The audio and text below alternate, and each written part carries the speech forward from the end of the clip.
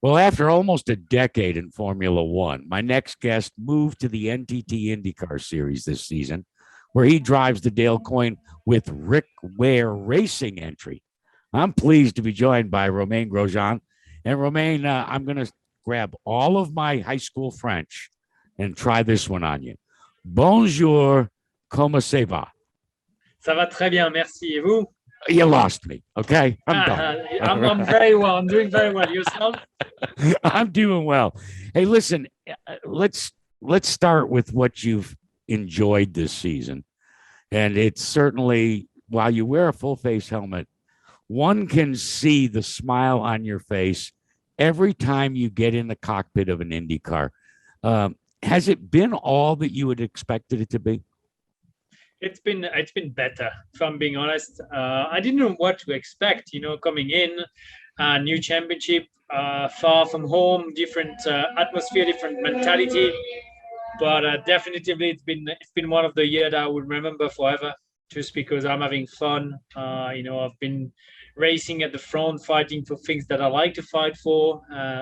Pole position, podiums. The win is not too far; hasn't come to us yet. And find some people that are passionate about racing again, and it's just been amazing. What's been the most surprising thing about this series?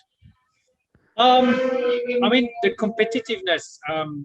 It's not seen as it is really. It's super competitive, super tight. The guys are very good here, very good drivers all around. And the other thing that I've been amazed with is the support from the fans. It's been absolutely incredible.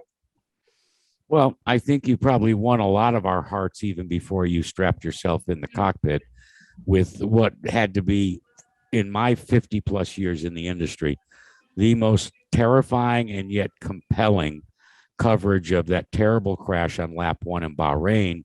We're almost up upon the 1 year anniversary.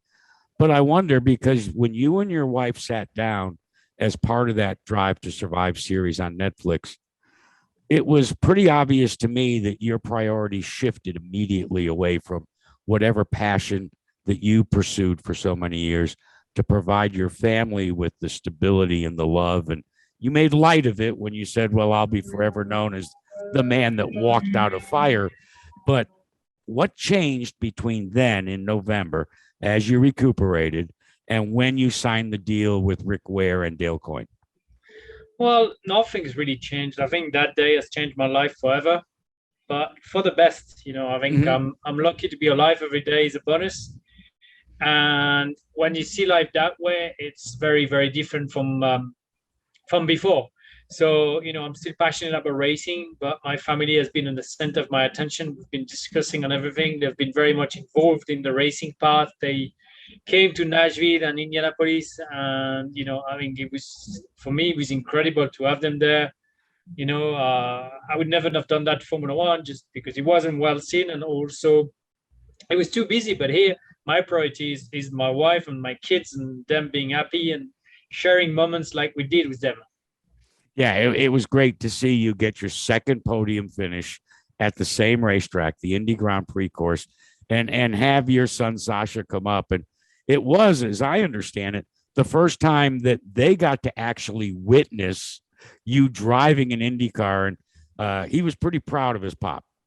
Yes, they were very proud. My three kids very, very proud. And Sasha was actually born when I was doing podium in Formula One, but he was less than a year old when the first in 2013, and then the 2015 one, he was 2.5 years, so he doesn't remember any of that. And for the others, they've never seen daddy on a podium, so I think it was a big thing. You and I, when we last chatted, you remarked about the fact that what is so debilitating about Formula One is even before the season begins, every driver, and we certainly get a glimpse of it with Drive to Survive, every driver pretty much knows what to expect for the rest of the season with an occasional change in the outcome. That's got to be a tough way to make a living, especially when you have a passion for racing. Yeah, I mean, Formula One is incredible, and most of the driver maybe 99% of the driver in the world wants to get to Formula One because For sure. it's the pinnacle. Yeah. But it's not all nice and shiny and pretty, as you say. When you have a slow car and winter testing, and there's no update coming on, the season's going to be long. And after 20, 40, 50 races being at the back, you start doubting yourself, which is normal because you think, oh, what am I doing wrong, or what's going on. I think this year for Kevin Magnussen and myself, it's been pretty clear that we knew how to turn the wheel, and we were actually doing pretty awesome in that Haas car. When did you begin to no longer doubt yourself? When you came over here to IndyCar racing? Because right from your first test at Barber, we say in America, you, my friend, took to it like a duck to water. I still had a bit of doubt after that test, and then Laguna's second test went really well, and then the qualifying in Barber was good, but then the warm-up on Sunday morning, I was first for a very long time, and I was like, okay, I think I get this, and I know to turn the wheel. You've become a hot property, Romain, as we get close to the end of the 2021 season. Awful lot of rumors involving you in the domino effect that we see in every discipline of auto racing. Without giving anything away, I wonder what that does to your racing ego to know that not only, as you alluded to, have you been, just embraced by the fans, but also you're a commodity that a lot of teams want to take a look at. Well, it feels good. I'm not gonna lie. It feels good, and I'm in a very very lucky position for sure. And as I say, I never brought my family to racing because I never felt like they were welcome or I would feel good with them. Here in IndyCar, it's completely different. From day one, I felt like I was very welcome by the fans, by the teams, by the drivers, and bringing my family was just a normal step for me. So yes, it's been a great season. I think we've done really, really well with daily.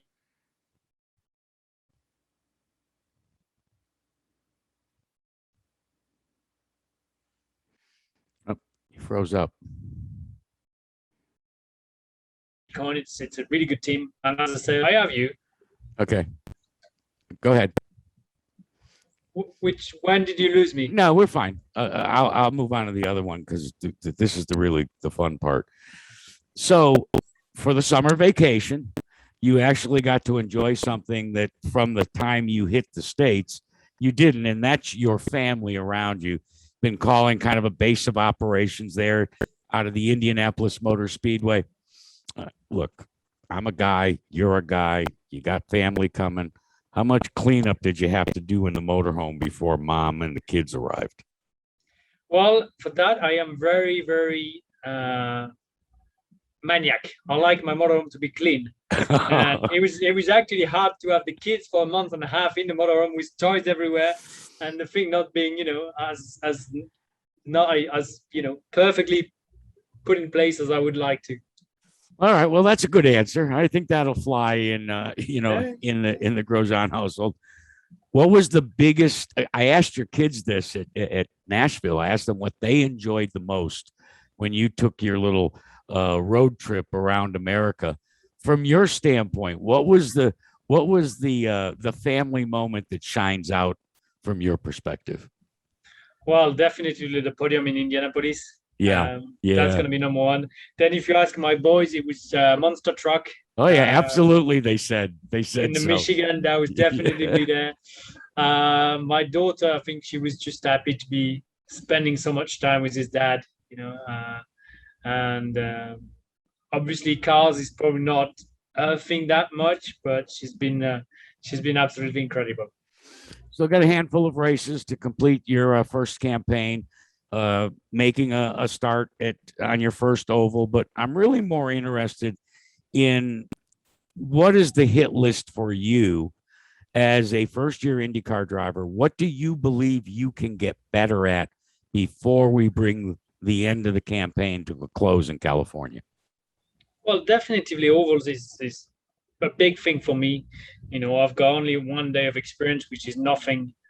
So gateway is going to be very important in that aspect. And then the rest, you can always improve yourself in racing. There's always bits and pieces that you can do better.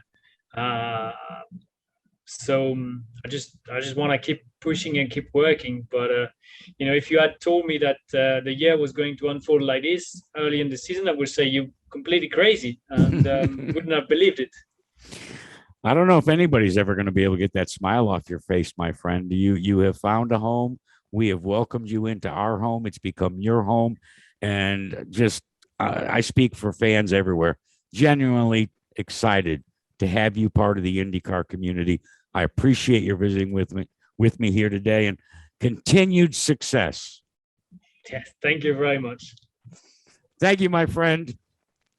Did you get to take Sasha to maybe sit up in the monster truck or any of that? No, we didn't do that. I was planning on going to give him a go-kart ride. He'd never driven a go-kart, but he broke his wrist. Not in a bad way, but end of July, so he didn't get the karting part. But I mean, there'll be more occasion. There'll be more. Yeah, we have.